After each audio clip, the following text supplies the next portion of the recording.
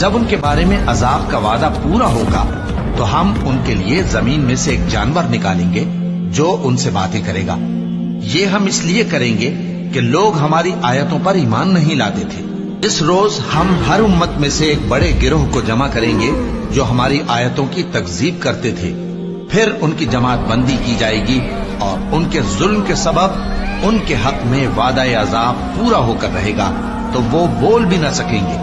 और तुम पहाड़ों को देखते हो तो ख्याल करते हो कि मजबूत जमे हुए हैं, मगर वो उस रोज इस तरह उड़ते फिरेंगे जैसे बादल।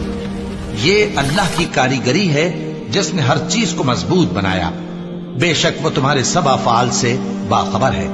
जो शख्स नेकी लेकर आएगा तो उसके लिए उससे बेहतर बदला तैयार है। और ऐसे लोग उस रोज घबराहट से बेखौफ होंगे। और जो बुराई लेकर आएगा तो ऐसे लोग औंधे मुंह दोजख में डाल दिए जाएंगे।